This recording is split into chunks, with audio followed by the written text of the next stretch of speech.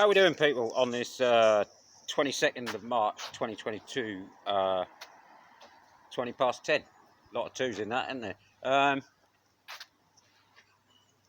just wanted to say, there is no doubt for me that what is being sprayed in the skies right now is definitely some sort of seawater concoction.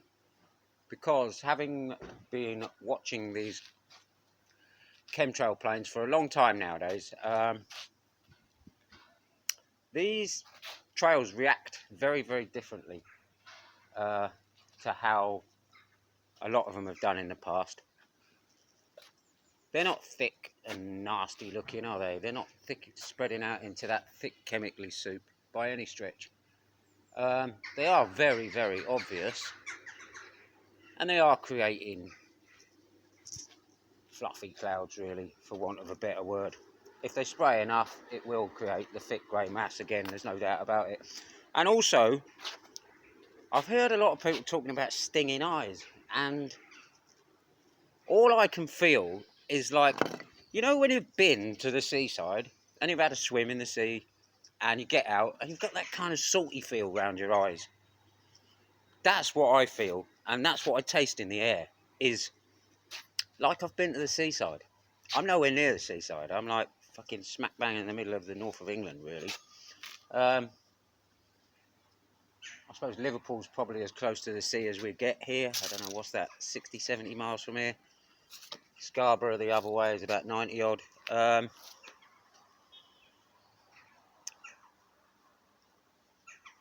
Like I say, and I've been saying for a while,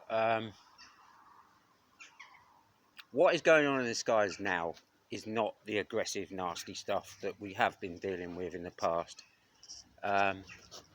This is very much a show and tell at the moment, from what I can see. Obviously, it still has consequences. Obviously, it's frustrating for those people who are trying to point it out to people. However, I don't think we need to be quite as angry as we have been. And I think if we can calm down our vibe a little bit, A, we'll have more chance of getting through to people. And B, it'll do the world more good. Just being calmer about it. But I get that there's levels of people waking up, and some people are aware of it and have been aware of it for a long time, and some people are new to it and are really angry about it and rah-de-rah. Really, we need to get collectively together, and through whichever means, whether we go to airports en masse and complain about it that way, whether we start walking around the street with sandwich boards on, and I don't know, or do we just get petitions going? Whichever way, we need to do this en masse, and we need to say it's not on, because you don't have to be a rocket scientist to know that they're not condensation trails. Simple as that. Like, condensation evaporates and disappears. That's not what happens with this stuff. This stuff stays in the sky and forms clouds. It is as simple as that. And so that's my little message for the day, really, even though I've done about 3 videos already today. It's just look at it and you'll see. Like, instead of looking at the floor or looking at people who are trying to point it out and saying, oh, you're mental, it's not happening, or rah-de-rah, look it up. Look up these topics. Look up marine cloud brightening. Look up geoengineering. Go to a site called geoengineeringwatch.org and see all the plethora of information on it.